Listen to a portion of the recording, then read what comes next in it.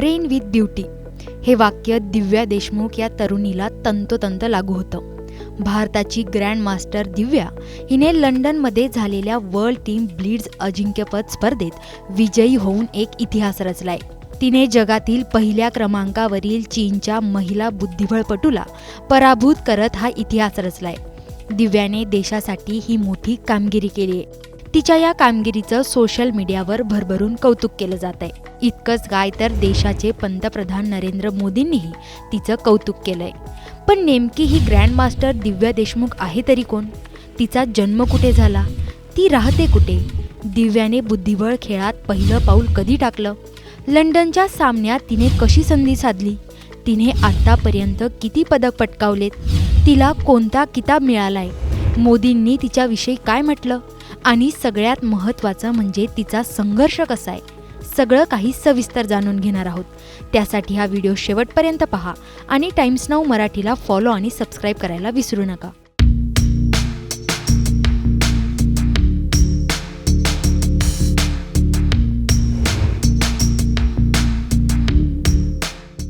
भारतातील सर्वात चतुर आणि कौशल्यपूर्ण बुद्धिबळपटूंपैकी एक असणारी दिव्या देशमुख.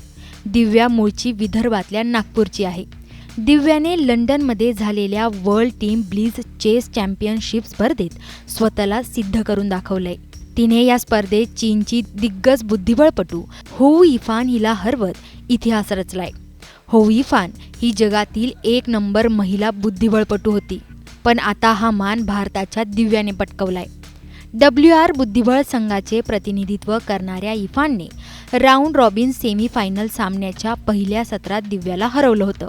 पण सेमीफायनलच्या दुसऱ्या टप्प्यात दिव्याने हा सामना जिंकत इफानला पराभूत केलं. तब्बल 74 चालींच्या या सामन्यात इफान हिने अखेरच्या टप्प्यात एक चूक केली आणि दिव्याने त्या चुकीला स्वतःसाठी संधी म्हणून पाहिलं आणि हा सामना जिंकत स्वतःला सिद्धही केलं.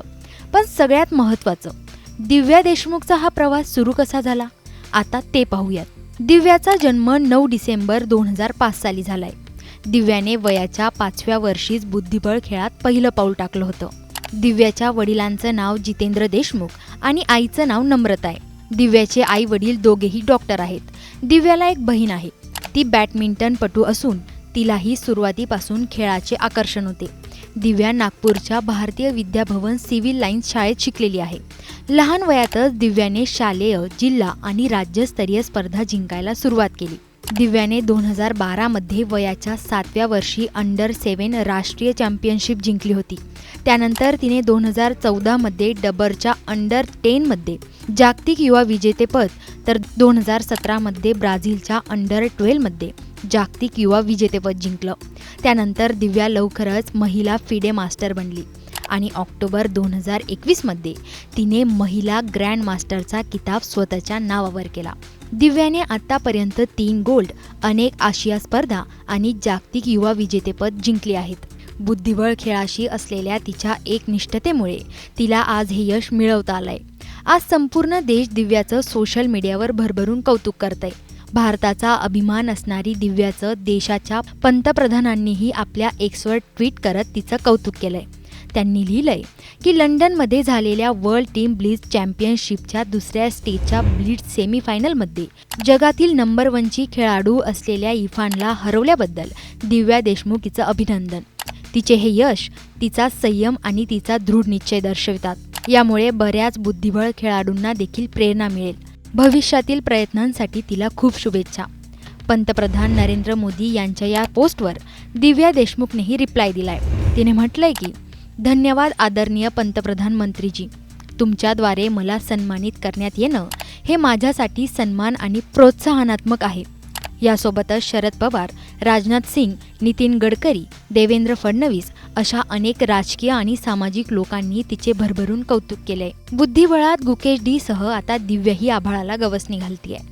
तिच्या या कामगिरीचे कौतुक करावे तितके कमीच.